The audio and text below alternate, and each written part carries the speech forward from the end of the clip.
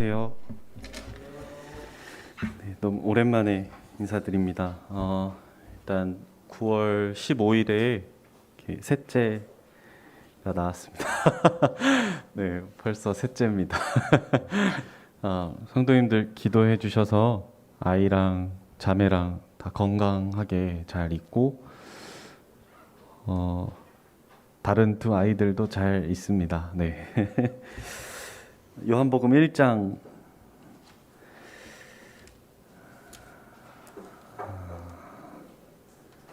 4절로 5절 말씀입니다. 그 안에 생명이 있었으니 이 생명은 사람들의 빛이라. 빛이 어두움에 빛이 돼 어두움이 깨닫지 못하더라.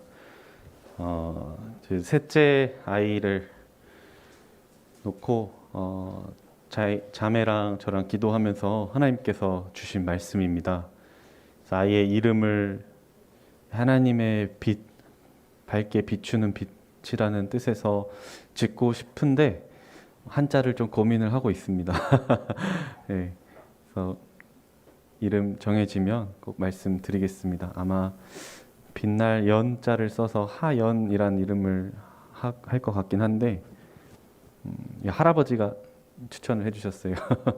이 말씀을 들으시고 저희 원래 다른 한자를 좀 쓰려고 했는데 어쨌든 주님께서 주신 말씀 뜻대로 이렇게 하는 게 맞는 것 같아서 그렇게 하려고 합니다. 아직 뭐 출생 신고를 아직 안 해가지고 정해지지 않았습니다.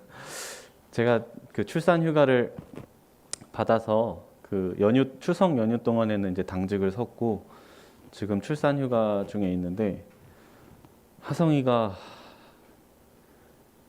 항상 그렇죠.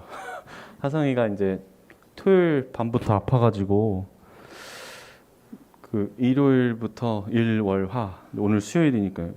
3일 동안 밥을 안 먹는 거예요.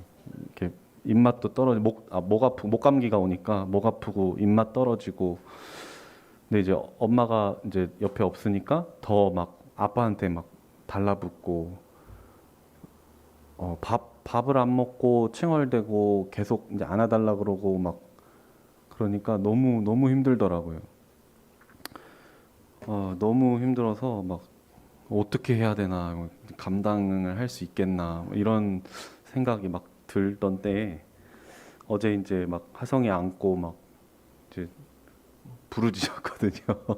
하나님한테 막 간구하고 기도하고 좀 제발 하성이 좀 낫게 해달라고, 밥 좀 먹게 해달라고, 열 떨어지고 밥 먹게 해달라고 그랬는데, 시편 138편 3절에 내가 간구하는 날에 주께서 응답하시고 내 영혼을 장려하여 강하게 하셨나이다.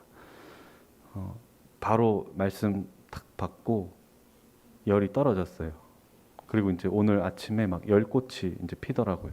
이제 돌발진이라는 병인데 그냥 감기거든요. 감기인데 이제 보통 감기는 열이 한 2, 3일 나다가 쭉 떨어지는데, 돌발진 같은 그 바이러스는 한 4, 5일 정도 열이 쭉 나다가 열이 한 번에 뚝 떨어지고 그러면서 이제 열꽃이 몸에 쫙 펴요.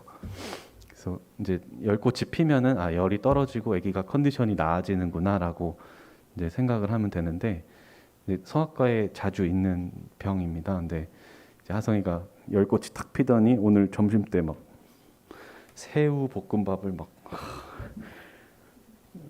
엄청 먹더라고요. 그러더니 이제 조금씩 컨디션이 좋아졌습니다. 제가 오늘 수요 집회 말씀을 준비를 교회에 대한 주제로 준비를 하려고 출산 휴가 쓰기 전부터 계속 고민하고 기도하고 했었는데, 하성이 그 복병이 생겨서 막 너무 얘가 잠시도 1분 1초도 아빠를 두질 않는 거예요. 똥도 문 열어놓고 쌌어요. 막 자지러져요. 문 열으라고 막 두드리고, 거기다 이제 하은이도 막 같이 막 요새 아빠를 해가지고 아빠 이러면서 달려들고. 근데 이제 다행히 오늘 조금 시간이 나서 준비된 말씀 듣도록 하겠습니다. 그 요즘에 이제 저희 3, 40대 기혼 형제자매들 그 매주 목요일마다 그리스도께서 사랑하신 교회라는 그 맥도날드 형제님 교재를 가지고 이렇게 교제를 하고 있습니다. 네. 주제가 어쨌든 이제 교회, 큰 주제는 교회고 이제 세부 이제 주제들이 있죠. 뭐 지난 주에는 뭐였죠? 지난주가 제사장. 네, 그 제사장이었고 이제 뭐 만찬, 네, 침례, 뭐 이제 감독들, 뭐 은사, 뭐 이런 거 이제 쭉 이제 하는데 교회라는 거를 주제로 이렇게 나누다 보니까 계속해서 이제 교회를 좀 생각을 하게 됐고 그러면서 요즘 시대에 맞물려서 교회란 과연 무엇이고 우리가 어떻게 조금 더 교회에 대해서 깊이 있게 좀 생각을 해야 될까라는 좀 생각을 하게 됐습니다. 코로나 시대잖아요. 코로나가 이제 벌써 2년째 이렇게 이어지고 있는데, 원래 이런 그 대변이라고 해요. 그 돌연변이 바이러스들 한번 이렇게 훅 훑고 지나가는 그런 것들이 주기가 있어요. 그래서 짧게는 10년, 뭐 길게는 이제 100년 단위, 뭐 이런 큰 병들이 그때그때마다 이렇게 한두 번씩 왔다 가는데, 이게 이제 예전에 예를 들면 역사에서 우리 흑사병이라고 이제 배우잖아요. 페스트라는 병이 있는데 한번 탁 돌고 우리가 역사에서는 돌고 뭐 중세 시대 유럽 인구의 뭐 3분의 1을 죽이고 이제 뭐 회복됐다 이렇게 이제 그냥 역사서에 이렇게 기록이 돼 있는데 그게 실제로 다 고쳐지고 항체가 생기고 하기까지 그때 당시의 과학으로는 거의 50년, 100년이 걸렸어요. 그러니까 그 시간이 굉장히 길었던 거죠. 물론 지금은 항체가 생기는 데까지 그 면역 주사 만드는 데까지 굉장히 짧은 시간이 걸리고 과학이 발전해서 그렇게까지는 가진 않겠지만 생각보다 이 코로나 시대 이런 이후에도 이러한 바이러스들에 의한 전염병에 의한 이런 시대들이 얼마든지 더 지속될 수 있을 것 같다는 생각이 듭니다. 물론 뭐 자연적으로 그럴 수도 있겠지만 인위적으로도 그렇게 유도를 하는 그 시대가 오긴 하겠죠. 왜냐하면 교회에 모이는 것을 이제 막아야 되기 때문에. 디모데 후서 3장 1절 말씀입니다.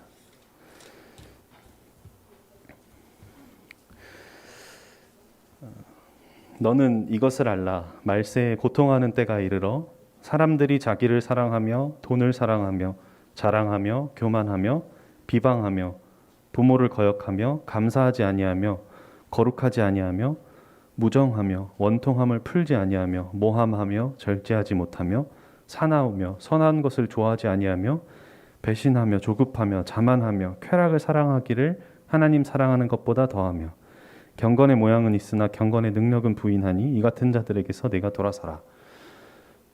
예전에 제가 한번 그 요즘 시대를 가리켜서 뭐 포스트 모더니즘 시대다 뭐 이런 얘기를 했던 적이 있는데 결론은 이 시대는 사람들이 자기를 사랑하고 돈을 사랑하는 시대입니다. 여기 바로 나오죠. 말씀에 3장 2절 초반부에 그 모든 결정들이 가슴에 손을 얹고 생각을 해보면 다 여기에 얽혀 있는 것 같아요. 다 자기를 사랑하기 때문에 이런 결정을 하고 돈을 사랑하기 때문에 이러한 결정을 하게 되고 코로나 시대가 오기 전에도 그런 움직임들이 있었어요. 무교회주의, 뭐 어떤 사람은 나홀로 교회.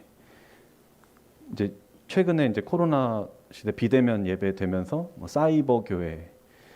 이제 교회라는 개념을 잘 모르기 때문에 그러한 움직임들, 단어들이 이제 생겨나고 그런 것들이 이제 알게 모르게 우리 주변에 퍼지게 되고 특히 이제 젊은 청년들, 학생들 그리고 조금 교회에서 멀어지고 있는 그런 지체들에게 굉장히 큰 유혹이 되고 영향을 주는 것 같습니다. 그래서 과연 교회란 어떤 것이고 우리가 조금 더 어떻게 생각을 좀 해야 될까? 사도행전 2장에 하나님께서 분명히 그 초대교회의 모습을 통해서 우리에게 이제 보여주시죠. 교회 모습을. 초대교회의 사도행전 2장 이제 37절부터 47절까지 쭉 말씀을 통해서 우리가 다들 잘 아실 거예요. 거기에 보면은 구원의 역사가 있고요. 말씀이 있고 구원의 역사가 있고 사도의 가르침이 있고 교제가 있고 예배가 있고 기도가 있고 찬양이 있고 그리고 날마다 모여서 떡을 떼고 사람들에게 칭송을 받고 그 다음에 서로를 돌아보고 하는 그런 초대교회의 모습들이 이제 나옵니다. 이거를 거울 삼아서 우리는 과연 어떤 모습의 교회인가 이렇게 이제 많이 보고 있긴 하죠. 흔히 이제 교회라고 하면 그 에클레시아 헬라어로 이제 에클레시아 불러낸 무리들 구별된 무리들 이렇게 이제 다들 알고 계시고 이제 많이들 들으셨을 거고 그렇기 때문에 교회라는 것은 우리 성도들의 모임이고 그렇기 때문에 그 구별된 무리들 거기서 이제 우주적인 교회 그 지역으로 모이면 지역 교회 이게 이제 성경적인 개념인데 하나님께서 그런 불러낸 무리들 구분된 우리들에게 하시고자 하는 말씀이 있다는 거죠. 그 서신서들이 고린도전서, 고린도후서, 갈라디아서 다 고린도에 있는 찾아볼까요? 고린도전서 1장 2절 네, 고린도에 있는 하나님의 교회 곧 그리스도 예수 안에서 거룩하여지고 성도라 부르심을 받은 자들과 또 각 처에서 우리의 주 곧 그들과 우리의 주 되신 예수 그리스도의 이름을 부르는 모든 자들에게 이제 우리에게 교회 신약 시대에 있는 이 교회들에게 주시는 말씀입니다. 특별히 서신서 중에 그 디모데전서 3장 말씀을 통해서 3장 15절에 사도 바울이 이 교회를 이렇게 묘사를 합니다. 디모데전서 3장 15절입니다. 디모데에게 이제 디모데를 대표해서 이렇게 쓰시면서 이런 표현을 쓰시는데 만일 내가 지체하면 너로 하여금 하나님의 집에서 어떻게 행하여야 할지를 알게 하려 함이니 이 집은 살아계신 하나님의 교회요 진리의 기둥과 터니라. 하나님의 집이라는 표현을 쓰죠. 이게 옛날에 막 그 성경 만화 뭐 영화 이런 거 보면 교파에서도 나이 드신 그 장로님들이 어디 하나님의 집에서 뛰어다녀 이렇게 이제 애들을 혼내잖아요. 그런 우리가 생각하는 건물로서의 집이 아니고요. 여기서 말하는 집은 이제 헬라어로 오이코스, 그러니까 그 단어에서 이제 유래가 된 건데 직역하면 그 집이라는 표현은 두 가지 의미를 가져요. 하나는 하나님이 거하시는, 그러니까 누군가 거하시는 그거의 집, 누가 살고 있는 그런 집이고 또 하나는 우리 집안 사람들, 나의 가족, 권속 하는 영어로 household라는 표현인데 두 가지 이제 중복된 표현이 있는데 조금 더 자세히 좀 보겠습니다. 고린도전서 3장 16절입니다.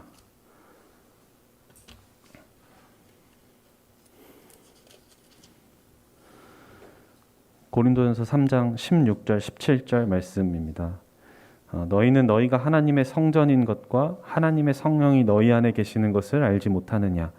누구든지 하나님의 성전을 더럽히면 하나님이 그 사람을 멸하시리라.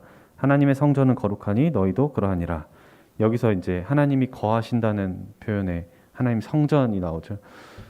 같은 의미에서 쓰여진 단어고 고린도 후서 6장에도 한 군데 더 나옵니다. 6장 16절을 보겠습니다.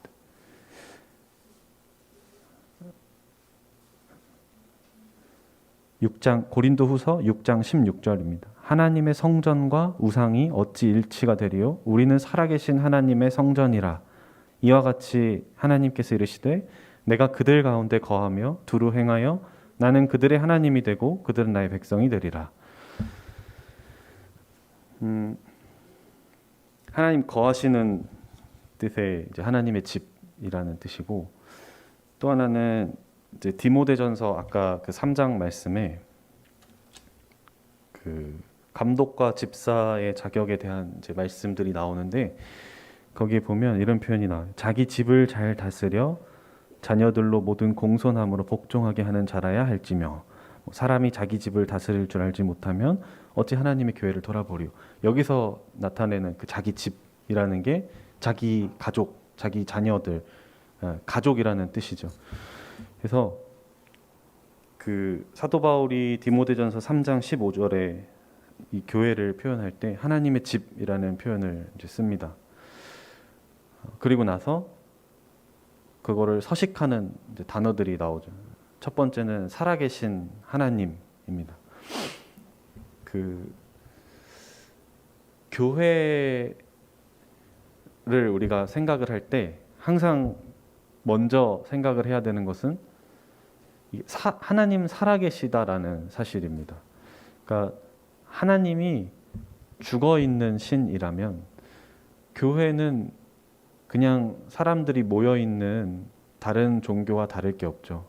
근데 하나님 살아계시기 때문에 우리가 모이는 이 교회가 지체로서 의미가 있고 살아있고 활동적이고 역사하게 되고 그런 의미들이 생기는 것이죠. 그래서 사도 바울이 가장 먼저 언급한 단어가 살아계신 하나님의 집이라는 표현입니다.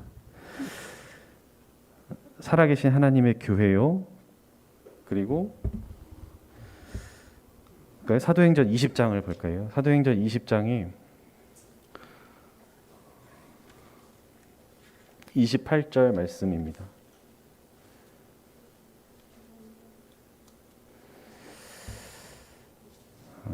사도행전 20장 28절에 그 에베소 장로들에게 사도 바울이 그 마지막으로 이제 얘기를 하는 장면인데, 여러분은 자기를 위하여 또는 온 양떼를 위하여 삼가라. 성령이 그들 가운데 여러분을 감독자로 삼고 하나님이 자기 피로 사신 교회를 보살피게 하셨느니라. 그래서 여기는 이제 소유에 대한 얘기가 나옵니다.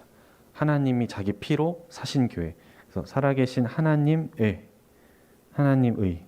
이 교회는 어떤 목사님의 교회가 아니고 어떤 은행에 담보 잡힌 은행의 소유가 된 교회가 아니고 우리들만의 교회가 아니라 하나님의 교회입니다.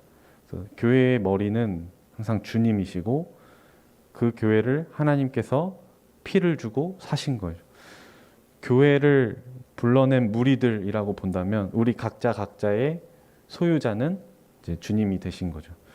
그래서 사도 바울이 그걸 강조를 하고 있고요. 그 다음에 진리의 기둥과 터니라 라는 말씀이 나옵니다.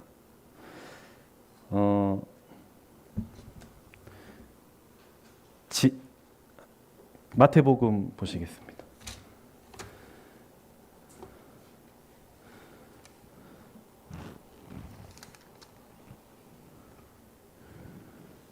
마태복음 16장에 18절 말씀입니다. 또 내가 17절부터 읽을까요? 죄송합니다. 16장 16절부터 읽겠습니다. 시몬 베드로가 대답하여 이르되 주는 그리스도시요 살아계신 하나님의 아들이시니이다. 예수께서 대답하여 이르시되 바요나 시몬아 내가 복이 있도다. 이를 내게 알게 한 이는 혈육이 아니요 하늘에 계신 내 아버지시니라. 또 내가 내게 이르노니 너는 베드로라. 내가 이 반석 위에 내 교회를 세우리니 음부의 권세가 이기지 못하리라. 이제 그 베드로의 그 고백, 주는 그리스도시요 살아계신 하나님의 아들입니다라는 그 고백, 그 위에 그 반석 위에 하나님께서 하나님의 교회를 세우신다는 말씀을 하십니다. 그래서 교회 반석은 이 말씀입니다. 말씀이 교회의 반석이 되고, 근데 디모데전서 3장 15절에 교회를 진리의 기둥과 터라고 했어요. 그러니까 말씀이 교회의 반석이 되었고 또 교회가 말씀의 반석이 되는 거죠. 그만큼 교회가 진리의 기둥과 터로서 역할을 해야 된다는 그런 말씀인 것 같습니다. 교회의 이름을 달고 그런 진리들을 지키지 못하고 세상과 타협해서 타락한 모습들을 역사적으로 많이 봐왔잖아요. 여러 교회들이 처음 시작은 순수하게 말씀으로 이렇게 모였을지라도 시간이 지나면서 점점 조금씩 그런 유혹들이 들어오고 타협을 하게 되고 진리의 기둥과 터로서의 역할을 잃어버리는 거죠. 빛과 소금과 같은 그런 역할을 하라고 하셨는데 그런 역할을 어느샌가 처음에 시작은 반짝반짝 빛나게 했을지라도 점점 조금씩 나도 모르는 사이에 이제 빛을 잃어가는 그런 모습들을 보게 됩니다.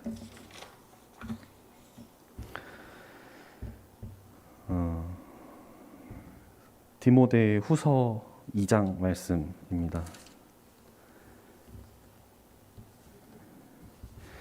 그래서 결국에는 교회라는 것은 우리 성도들의 모임이고 그 모임 중에 특별히 이 지역에 하나님께서 지역교회로 불러낸 구분한 모임이 있는 거고 그 지역교회의 역할은 초대교회의 모습처럼 모여서 교제하고 말씀을 나누고 하나님을 찬양하고 사람들에게 복음을 전하고 그로 인해서 하나님께 영광을 돌리는 서로 돌아보는 그런 역할을 교회가 이제 감당을 해야 되는 것이고 그 교회 안에서 그렇다면 나의 역할은 우리의 역할은 무엇인가 라는 것까지 이제 생각을 해야 되겠죠. 그래서 이제 은사에 대해서 더 생각을 하고 직임과 직분에 대해서 더 공부를 하고 또 기도를 하고 그런 각자에게 주어진 역할이 있다는 사실입니다. 항상 그 지체 얘기를 할 때 뭐 손, 발, 눈 이런 얘기를 하는데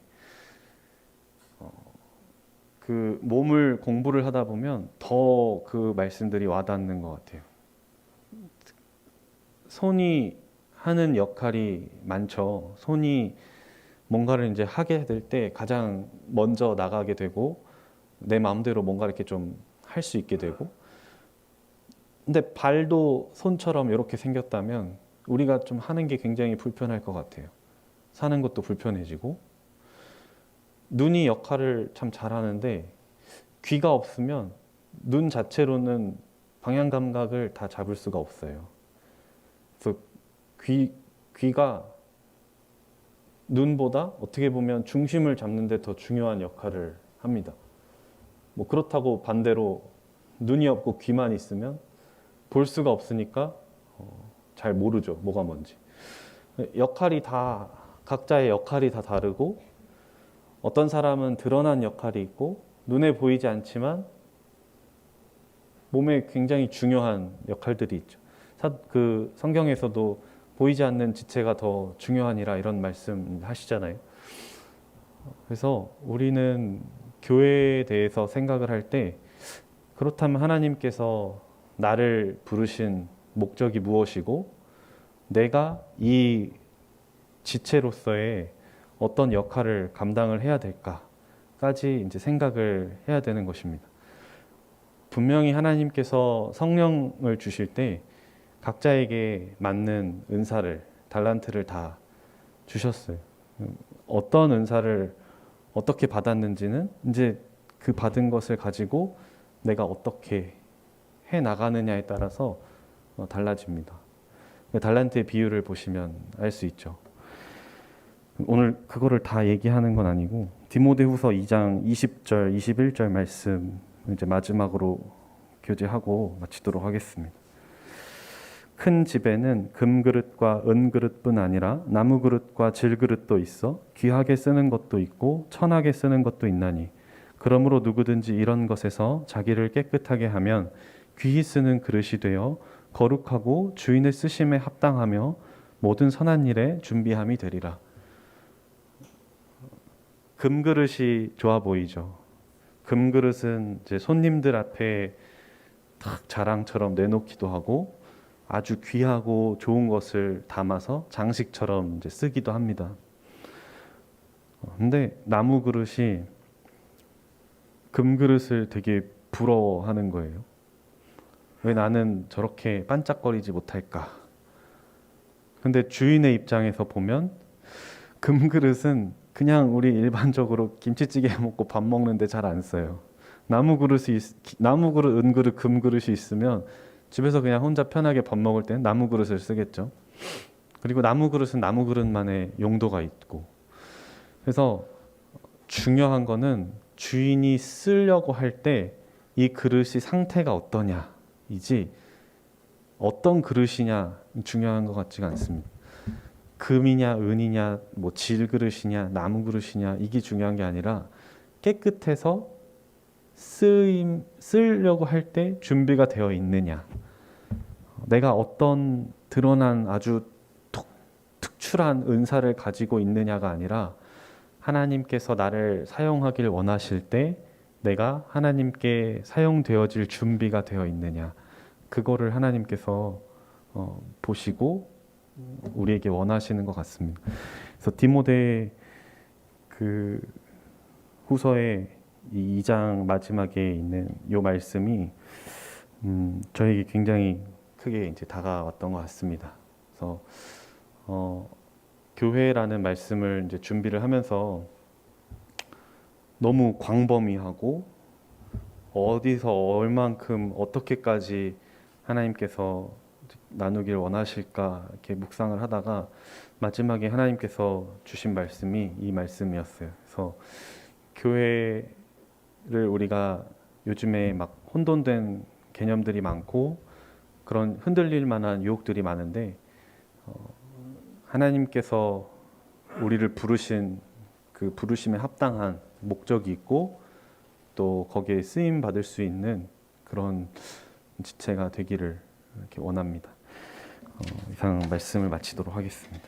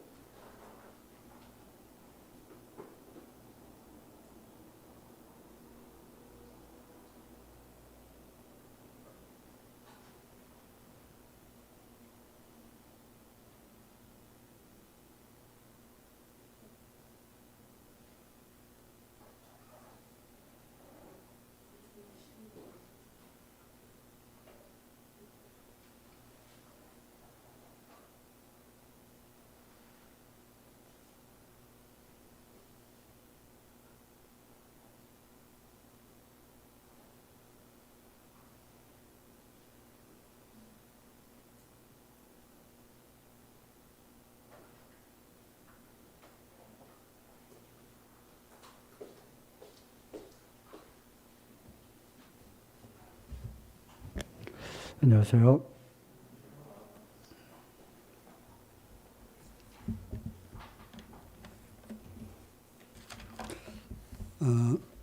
매주 목요일 저녁에 3, 40대 젊은 부부들 교제를 또 계속해서 하고 있는 것 같습니다.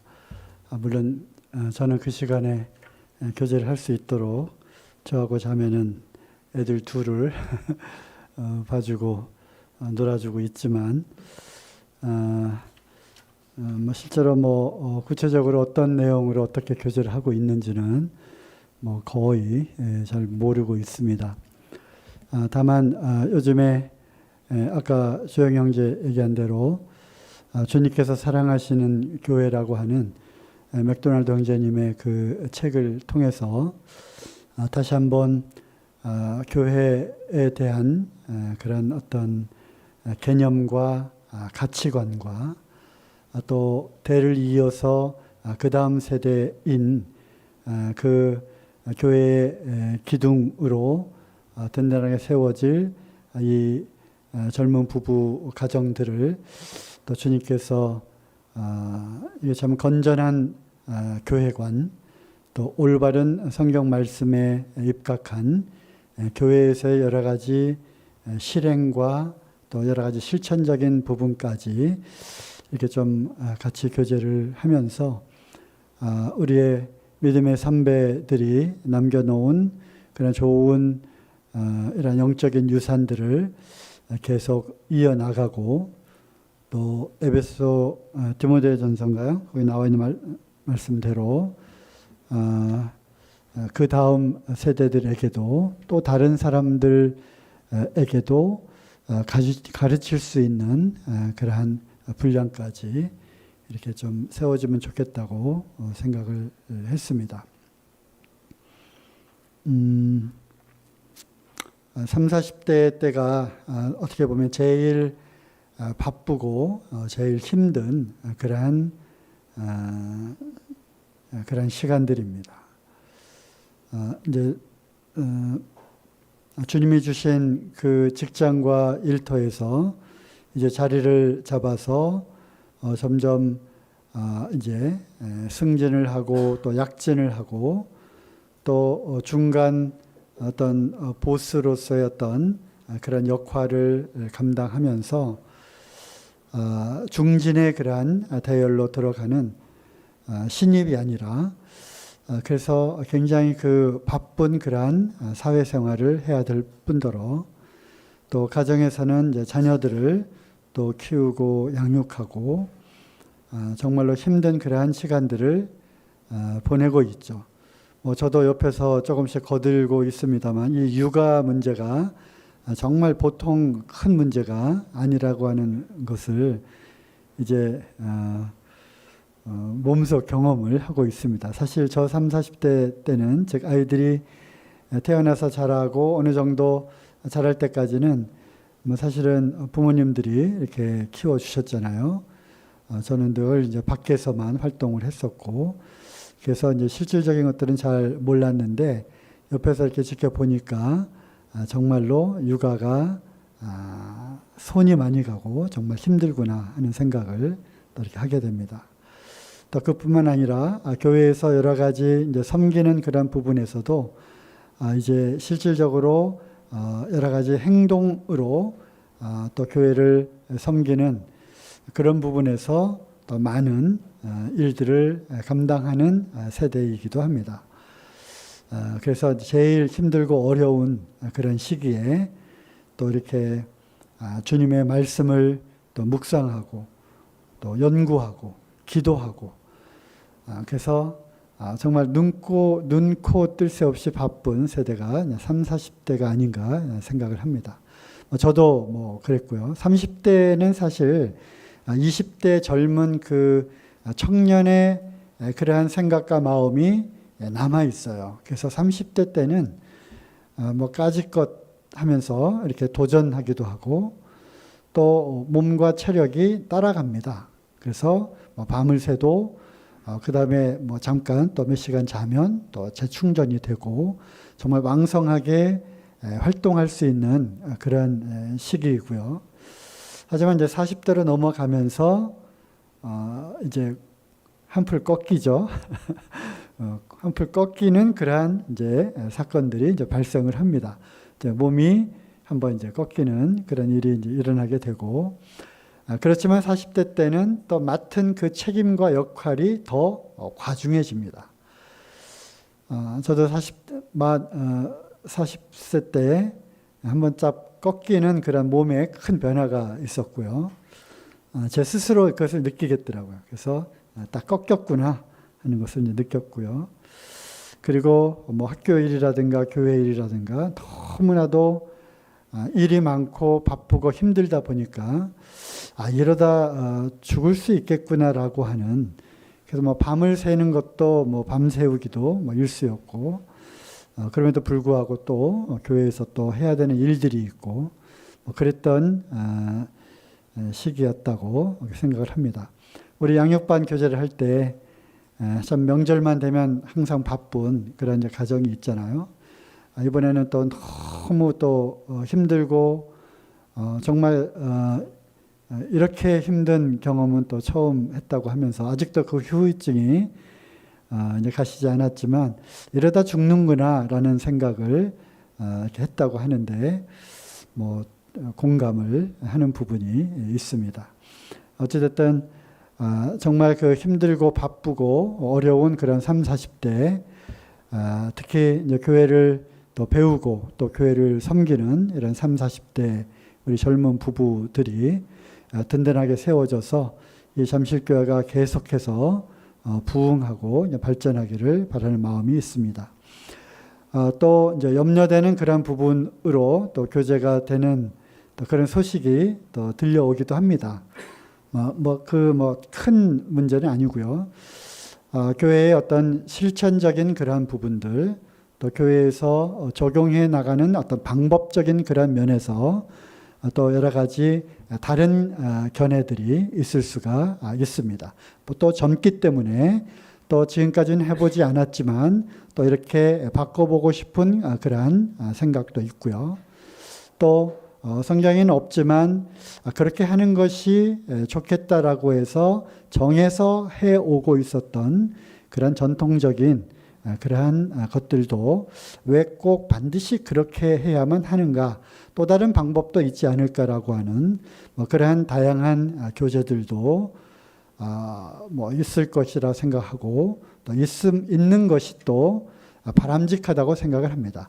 왜냐하면 그러한 다양한 토론과 교제 가운데 또 여러 가지 견해들과 의견들을 또 나누면서 또 생각을 또 정리해 나가는, 내가 생각하는 것은 이런 생각을 하고 있지만 그럼에도 불구하고 이 방법이 더 좋겠다라고 하는 것으로 또 교회를 섬겨 나가는데 필요한 여러 가지 실천적인 그런 내용과 방법들, 이런 것들을 또 함께 교제해 나가면 좋겠다고 생각을 합니다. 서론이 좀 길어졌는데요. 어쨌든 우리가 어떤 주영 형제 옆에서 보면서 이틀 내지 3일에 한 번씩 당직을 쓰고 그렇게 바쁜 와중에 또 이번에 출산 휴가를 그 며칠을 얻었는데 또 우리 하성이가 또 한 4, 5일 이렇게 아픔으로 인해서 굉장히 힘들어하는 그런 것들을 보면서 말씀을 읽고 또 묵상하고 교제하는 이러한 시간을 확보하고 또 주님과 이 소통하고 또 주님 앞에 무릎을 꿇고 또 주님의 말씀을 받고 또 아뢰고 하는 이런 영적인 그러한 시간들이 굉장히 확보하기가 어려운 또 그런 세대이구나라는 그런 생각을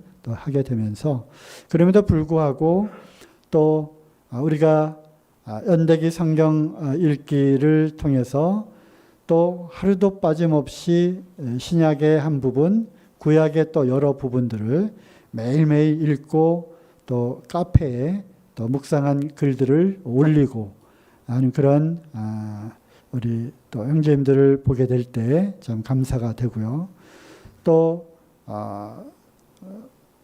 밤늦게까지 일하면서 또 이런 수요 집회나 또 교제의 시간들을 그리워하며 지금도 이어폰을 끼고 이 수요 집회에 이 말씀을 경청하고 있는 일터에서 그러한 또 형제님이 계시고 또 참 위에서 더 기도에 열심을 내고 있는 또 그런 형제님 또 그런 자매님들도 계신 것으로 제가 알고 있습니다.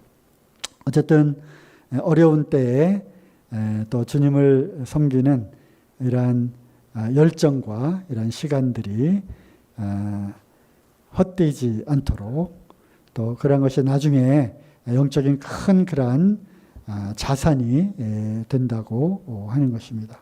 어쨌든 격려해 주시고 또 기도해 주시면 좋겠습니다. 짧은 시간 또 교제할 주제는 평강에 대한 그러한 부분입니다.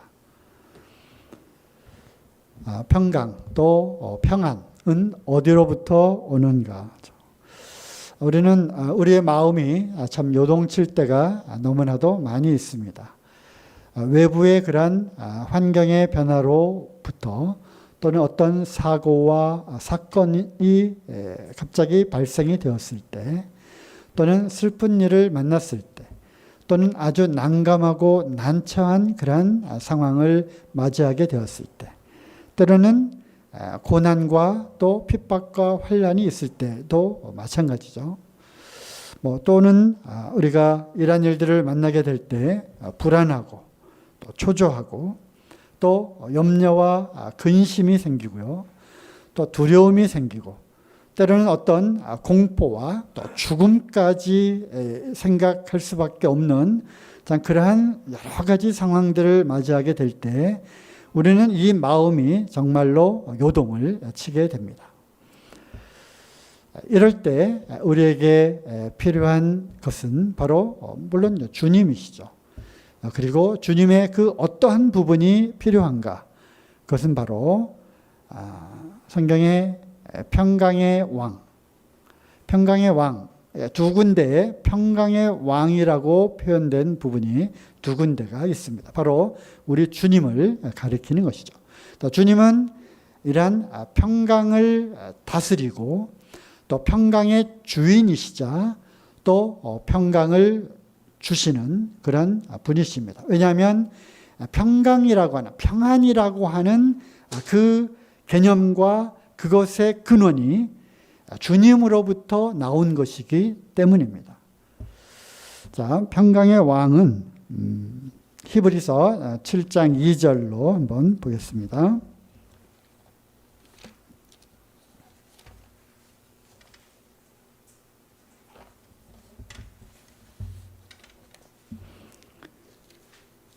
히브리서 7장 2절에 보면 아브라함이 일체 10분의 1을 그에게 나눠주니라. 멜기세덱에 관한 말씀이죠. 그죠? 우리가 창세기를 굳이 찾아보지 않아도 1절부터 볼까요? 이 멜기세덱은 살렘 왕이요 지극히 높으신 하나님의 제사장이라. 여러 임금을 쳐서 죽이고 돌아오는 아브라함을 만나 복을 빈 자라. 아브라함이 일체 10분의 1을 그에게 나눠주니라. 그 이름을 번역한즉 즉 그 이름이 뭐예요? 멜기세덱이라고 하는 그 이름 안에 담겨 있는 뜻은 두 가지 복합적인 뜻을 담고 있는데 첫째는 의의 왕이라는 뜻을 갖고 있고요. 또 두 번째는 살렘 왕이라고 하는 그러한 뜻을 갖고 있는데 이 말 뜻은 평강의 왕이라고 하는 뜻이다. 그래서 멜기세덱이라고 하는 이름 안에는 의의 왕, 공의로우신 분, 의의 지배자, 의의 주관자, 의의 주인, 그리고 평강, 평강의 주인, 평강의 왕, 평강을 다스리는 분, 또 평강의 근원, 이러한 뜻을 갖고 있는 그 단어가 멜기세덱이고요. 그럼 멜기세덱이라 이름하는 그 끝도 없고 족보도 없고 아비도 없고 하는 바로 누구를 이렇게 의미하는 거죠?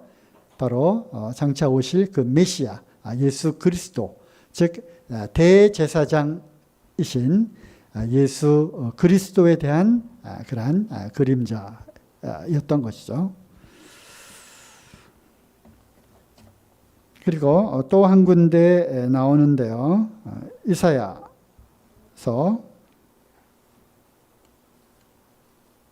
9장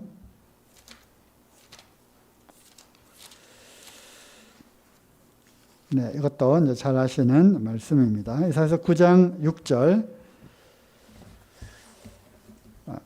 이는 한 아기가 우리에게 낳고 한 아들을 우리에게 주신 바 되었는데 이사야서는 대선지서죠. 그래서 이사야 선지자를 통해서 장차 오실 메시아, 특별히 이사야서에서는 고난의 종으로 오실 그리스도에 대한 예언이죠. 그 어깨에는 정사를 메었고 그 이름이 이제 몇 가지 그 아기의 이름이 예언되어 있는데 그것은 기묘자, 또 모사, 전능하신 하나님, 또 영존하시는 아버지, 그리고 마지막으로 뭐죠? 평강의 왕이라고 하는 그 이름을 갖고 있는 이 분이 장차 아기로 이 땅에 오실 것이다. 그래서 우리는 멜기세덱을 통해서 또는 이 선지자 이사야를 통해서 하나님이 주신 장차 오실 그 메시아에 대한 그 이름은 평강의 왕이라고 하는 것입니다. 그러므로 이 평강이라고 하는 것의 주인은 바로 예수 그리스도죠.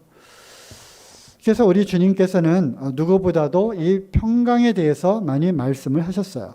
특별히 이 땅에 오셔서 이제 아기로 태어나시고 공생의 사역을 하시고 그러면서 자신이 하나님의 아들 그리스도이심을 계시하시고 또 유대인들은 그 기적과 표적을 통해서만 그 하나님으로부터 보냄을 받은 자라고 하는 그런 오래된 그러한 것이 있었기 때문에 많은 그런 기적을 또 베푸시면서 자신이 하늘로부터 온 하나님으로부터 보냄을 받은 자라고 하는 것을 이제 드러내셨죠. 그리고 십자가에서 죽으셨고요. 그리고 부활하셨습니다. 부활하신 우리 주님께서 제자들이 두려움 가운데 모여 있었던 그들 가운데 나타나셔서 뭐라고 말씀하셨죠? 너희에게 평강이 있을지어다. 제자들은 두려워서 떨었습니다. 그리고 이제 그토록 믿었던 또 따랐던 또 예루살렘에 입성해서 뭔가 참 왕이라고 하니까 왕이라고 하셨기 때문에 잔뜩 기대하고 한 자리를 얻을 걸로 이 나라를 회복할 걸로 생각하고 들어갔지만 웬걸요? 나는 이제 죽을 것이다. 그리고 내가 죽으면 너희는 다 흩어질 것이다. 이런 얘기를 하시고 돌아가셨으니까 그래도 불구하고 그들은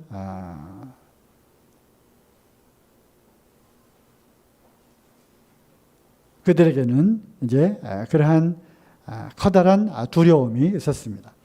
그러한 두려움 가운데 있었던 제자들에게 나타나셔서 우리 주님이 제일 먼저 하신 말씀이 너희에게 평강이 있을지어다 하고 이제 평강을 선언하셨습니다. 우리에게 이 소망이 있고요. 또 부활의 소망이 있기 때문에 이 평강을 우리에게 주신 주님으로 인해서 우리는 여전히 이 땅에서 평강을 우리는 누리고 주님이 우리에게 주신 너에게 평강이 있을지어다 라고 우리에게 주신 그 평강을 우리는 누려야 하는 것입니다.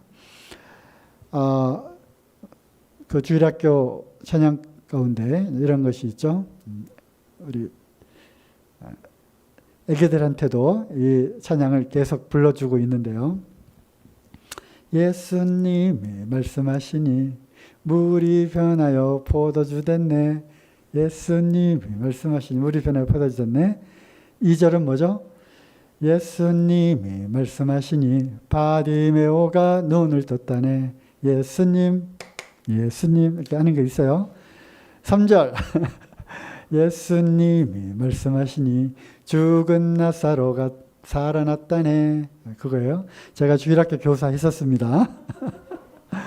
4절이 뭔지 아세요? 예수님이 말씀하시니 거친 파도가 잔잔해졌네. 이겁니다. 거친 파도가 잔잔해진 겁니다. 이것은 우리에게 주시는 그 교훈이 무엇입니까?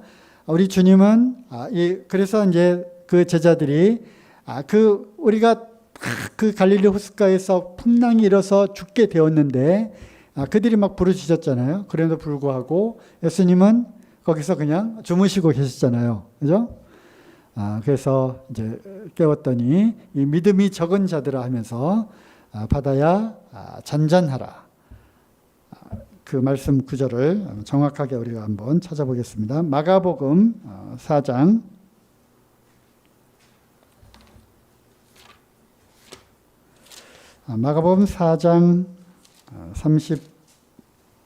35절 거기부터 나오죠.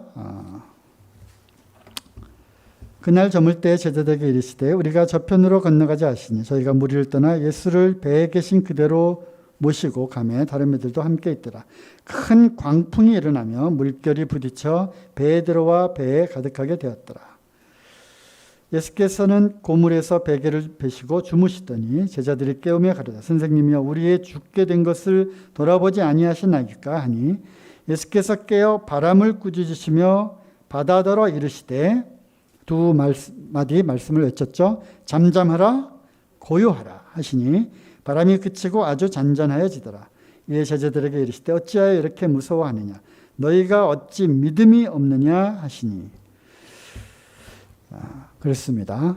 이러한 주일학교 찬양에도 나와 있는 이러한 부분 그리고 예수님이 직접 하신 그 두 마디 잠잠하라 고요하라 이것이 비록 예수님이 그런 어떤 기적과 능력을 베푸셨 것을 보여주시는 했던 그러한 것뿐만 아니라 우리가 이것을 오늘날 우리에게도 우리 마음속에 여러 가지 이유로 인해서 마음이 요동치게 될 때 우리도 동일하게 우리에게 평강을 주신 평강의 왕이신 예수 그리스도의 이름으로 우리는 그 두려움과 그 요동치는 것을 향해서 우리는 외칠 수 있어야 하는 것입니다. 뭐라고 외쳐야 되죠? 따라해 보세요. 잠잠하라. 고요하라. 예수 그리스도의 이름으로 내가 이렇게 선포한다. 명령한다. 그래서 우리의 마음을 예수님이 주신 그 평안으로 다시금 거친 그 광풍이 잔잔해지는 그러한 상황들을 우리는 주님으로부터 주님의 그 이름의 그 능력으로부터 우리는 누려야 하는 것입니다. 이것이 시편 89편에 시편 89편 8절 9절을 보시면 결국 이 장면은 이 시편 말씀에 예언되어 있는 그리고 제자들이 얘기를 했잖아요. 저가 과연 누구이기에 바다를 명령해서 잔잔하게 하는가. 그 말의 그 이면에는 그들이 이 시편 89편 8절 9절을 그들이 알고 있었기에 과연 여기에 나온 그가 예수님이 바로 여기에서 말한 그인가? 라고 하는 그 복선이 거기에 깔려 있었던 것이죠. 8절 여호와 만군의 하나님이여 주와 같이 능한 자 누구이리까? 여호와여 주의 성실하심이 주를 둘렀나이다. 주께서 바다의 흉용함을 다스리시며 그 파도가 일어날 때에 평정케 하시나이다. 하나님의 나라는 먹고 마시는 것이 아니라 성령 안에서 의와 희락과 평강인 것입니다. 그래서 우리에게 하나님의 나라가 임했잖아요. 그죠? 이미 너희에게 하나님 나라가 임하였느니라. 우리에게 임한 이 하나님 나라 성령 안에서 우리는 의와 희락과 평강을 우리는 누리는 것입니다. 그래서 구원받은 그리스도인, 즉 이 안에 예수 그리스도를 모신 이 그리스도인들은 이 안에 의와 기쁨과 평강이 있어야 하는 것입니다. 물론 우리가 마음이 어느 순간 어떤 상황에서 요동칠 수가 있어. 크게 요동칠 수가 있습니다. 하지만 그것을 잠잠케 할 수 있는 능력 또한 우리 안에 예수님의 이름으로 우리 안에 그것을 갖고 있다고 하는 것이죠. 로마서 15장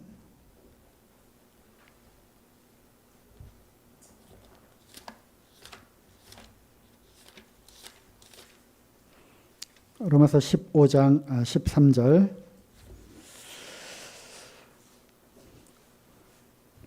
12절부터 볼까요? 이사야가 이르되, 이사야가 또 이렇게 얘기합니다. 이새의 뿌리 곧 열방을 다스리기 위하여 일어난 이가 있으니 열방이 그에게 소망을 두리라. 자, 소망이 포인트입니다.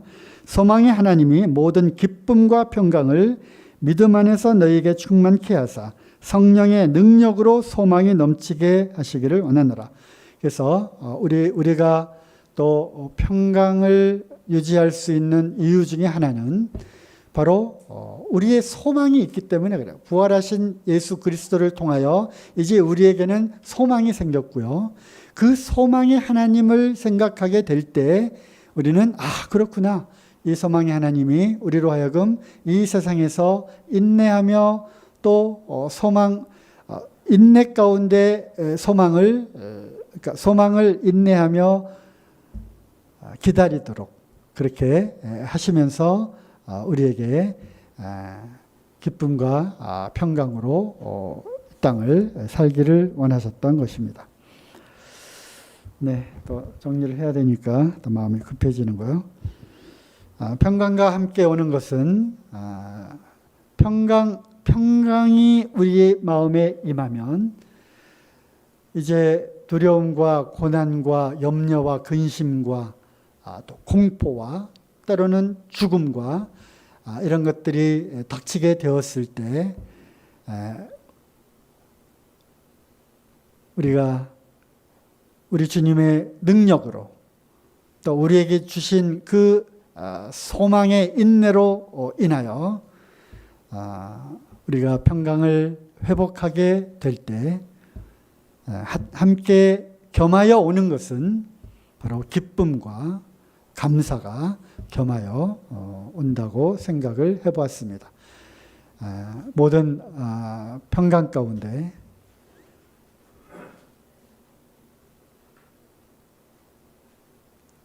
우리에게 기쁨을 다시 회복하고 또 모든 평강 가운데에서 다시금 그러한 상황을 변화시켜서 광풍을 변화시켜서 다시금 우리 마음을 평강 가운데로 인도하신 주님께 감사하는, 그래서 평강에 따르는 그 두 결과물, 그것은 바로 기쁨과 감사라고 하는 것입니다. 한번 해보세요. 마음에 큰 요동이 있을 때 시편 말씀에도 보면 내가 요동치 않으리로다 라고 하는 그 시편 16편과 62편 말씀에 있거든요. 주님은 우리의 구원이시고 우리의 반석이시고 또 우리의 힘이 되시고 하니까 내가 요동치 아니하리로다라고 하는 그런 말씀이 있거든요. 주님으로 인하여 우리는 요동치는 일들을 겪게 되었을 때 마음의 평강을 다시 회복하시기를 바랍니다. 한번 해보세요. 그 광풍을 향해서 뭐라고 두 마디 외쳤다고요? 잠잠하라. 또 뭐야? 고요하라. 잠잠하라. 고요하라. 내 영혼아 잠잠하라. 고요하라. 우리 주 예수 그리스도 평강의 왕하신다. 또 그분이 내 마음을 주장하신다. 모든 두려움아 떠나라. 모든 불안과 염려와 공포와 이런 것들은 떠날지어다. 이렇게 극복하시기를 바랍니다.